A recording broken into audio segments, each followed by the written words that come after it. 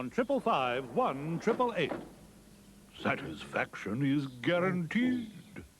Moggies down in Melbourne, Sydney, Siamese, even alley cats in Alice Spring, they're so hard to please.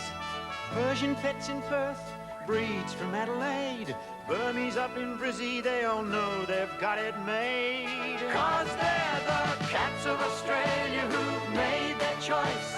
Snappy Tom. Snappy Tom, the cat's choice. At Snappy Tom time, they're all of one voice. Snappy Tom. Welcome back, our special guest, Sir Joe and Lady Flay. Thank you again for your time. Thank you. Let me just play you another excerpt from that inimitable interview with Mr. Hawke and see what you've got to say to this. Have a look at this. The old Joe, wily, good old performer, and that tough rhinoceros-hided Ian Sinclair. Oh, it'd be a great battle. And of course, he wouldn't stop there. He'd want to merge and take over the Liberal Party. That'd be fun. He might also have a shot at you. Oh yeah, sure he would. I'd love him as an opponent in the federal sphere. You think you can handle it? Well, the only way we can do is to test it.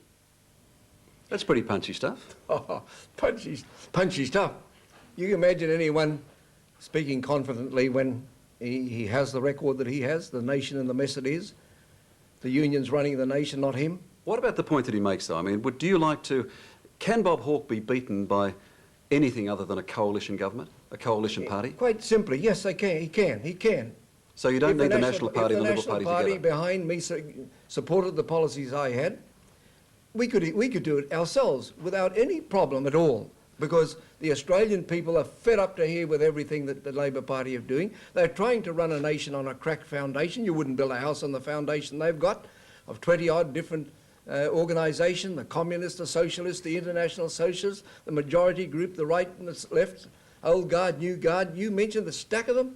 How could you run a government that way? I told them that at the first summit that Hawke had right away back. Again, I'm trying to get back to basics. I'm trying to understand all this confusion. Yeah. Would you like, and what are you doing? Are you doing a Bob Menzies in 49? Would you like to form a brand new party in Australia? Forget the National Party? There's no need to. I'm Joe Bjelke-Petersen of Queensland Premier for a long time. But Ian Sinclair and the rest of the Nationals, apart from Western Australia, don't want you. Yes, I have a good record back in Queensland. They put me back in spite of the fact of the media's attempts and everything, the lies of the Labor Party. But Canberra's more than Queensland, Sir Joe, as you know. The people down here in the coalition opposition, they haven't got that record. They are losers. They lost. They lost at Fraser's Day. They lost later when they had the last election. But would you do... They haven't performed in the meantime. Now they come back and they said, you can win this time? Do you really think so? Would you do a Bob Menzies, though? I mean, if you have to, in the next year, would you form a new political party? All I will say in relation to that, I'm going in a certain direction on certain policies that I've outlined at Wagga. And those that want to come with it, and I hope they all will, I'm sure that as time goes on, you'll find them drifting in groups, in bodies like they're already doing. And if they're not, well, so let it be. In other words, you would form another party? No, it's not another party. But if they won't come in, anything you like, and call it Joe's party if you want to. Okay, well let's call it Joe's party. If they don't want to come in, you've got no other option than to form another party. They will come in. You wait and see. No problem. Robin Gray will come in? Well, he can if he wants to. That's his business. I wouldn't try and tell him. If he sees the sense of it, which I'm sure he will come in. He will support. Otherwise, of course, we do the same thing through Tasmania. Which is what? Annihilate Tasmania? Well, we'll put up our candidates in every seat. Very simple. Very effective. You wait and see. If the proverbial bus ran over Ian Sinclair tomorrow, would you want his job as the leader of the I don't want the job. I only want to do what I know is right for Australia, to give all of us, again, the opportunity to do the things we'd like to do, to make our lives easier, not harder with all this tax and all the 101 things, but to control the unions and to do the things that are so necessary to give us pride. With respect, I mean, that is mum and apple pie stuff. Everyone would agree with that. What they're asking, all the editorials in Australia today are saying, give us some substance. Give us the facts, Well, I'm giving Joe. you first of all myself. I'm a servant of the people. I've served Queensland. I've been there for 40 years, a member of Parliament. I've got a pretty good record right through, very good record. People come there all the time to invest, never ends. All the time. But I have that to give, and I have the experience and background, and I'm sure, I know that the people of Australia will support me to do the same sort of things. I say, let me do the same things from Canberra. And that's pretty plain, isn't it? Are you... What sure we is. do in Queensland. Sure is. Tie up the unions, give us a little bit of a go and the people a bit of a go. Let's get a bit of pride back into our country and give us the opportunity to do that, like we have in Queensland. Every Queenslander is proud to be a Queenslander. And I don't know whether you can say that across Australia. I doubt it very, very much. Everybody's depressed. Everybody is sore depressed and anxious, concerned, deeply concerned. I know because I meet it. I'm up against it all the time as I travel around. Well, what about that suggestion then, that you must read that what you're doing is simply playing on those emotions at a time when Australians are disenchanted with the existing parties, that what you're doing is playing on emotions without actually giving substance? You can call it playing on people's emotion, if you like, and the emotions created by the Labor Party and by the people there, the way they operate and don't operate, they are emotions, they are real, and people are deeply distressed. I have never seen in those 40 years anybody who has created more poverty, more anxiety and concern than the Labor Party. They are the ones who create poverty. They really create poverty on an enormous scale. But that's the socialist idea of getting everybody beholden to the government. But those 40 years you talk about, there were a few years in which the Liberal National Party coalition ran the country. Well, this is correct. We've had now going, what, the 14th or 15th year of the Whitlam era, because it didn't change under that. Malcolm Fraser didn't change He things? didn't change it. I argued and rowed with him many times, trying to get him to reverse some of the decisions that Whitlam had made. He went into the same seats, same people, same system and policy. Flo, Can you tell me one thing he changed? He didn't.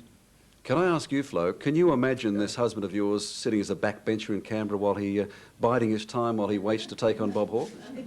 No, I find that somewhat hard, because I did suggest to him that if he really wanted to go to Canberra, I would give him my Senate seat. I would sort of make way, but he said, no, dear, that's all right, I want you there.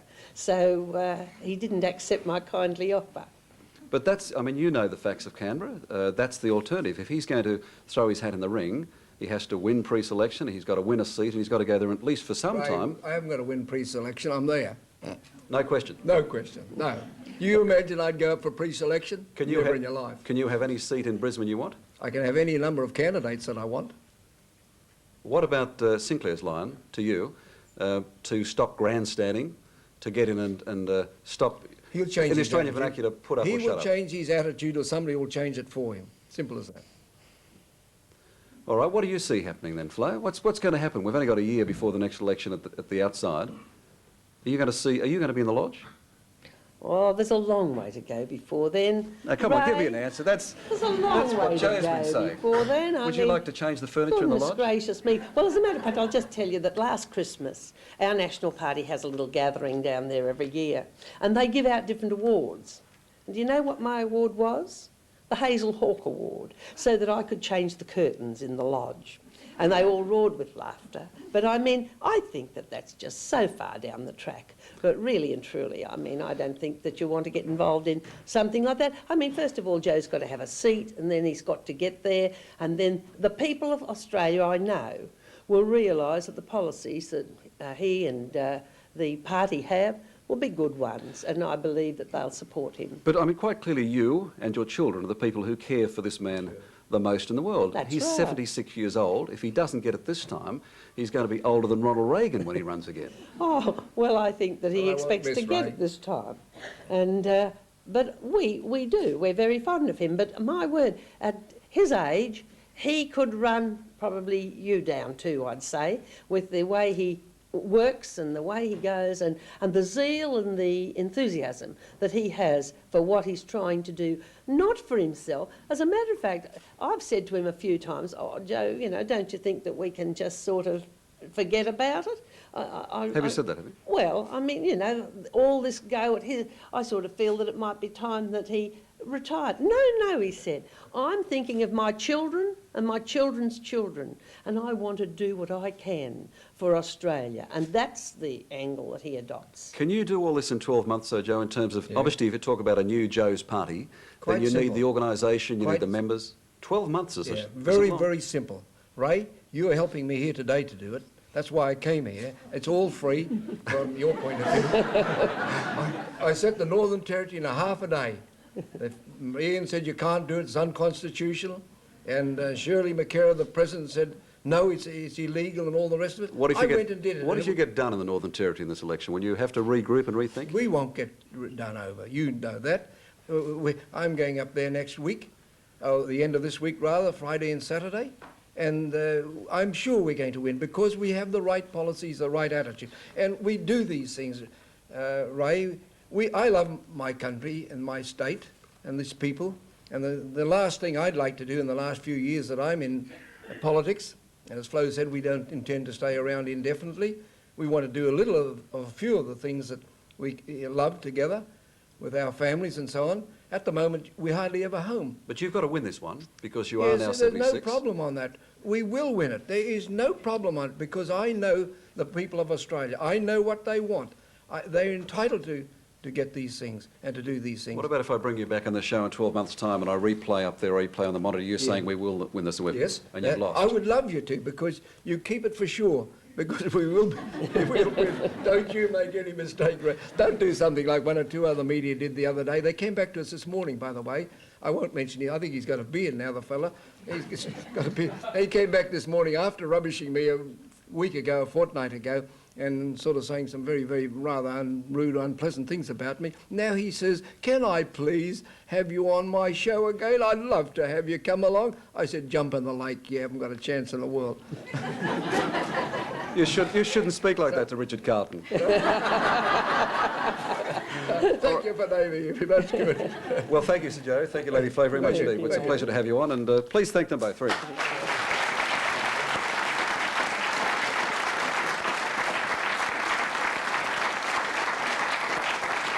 And I'm sure Alan Bond would love to give you some more free publicity any time you like. So if you'd like to come on the next, when you decide that you're actually going to run for Parliament, how about coming on here and telling us? I'll be glad to. All right. Thank you. Thank you, mate. After this break, some great music from a legendary bluesman, Brownie McGee. Back in a moment.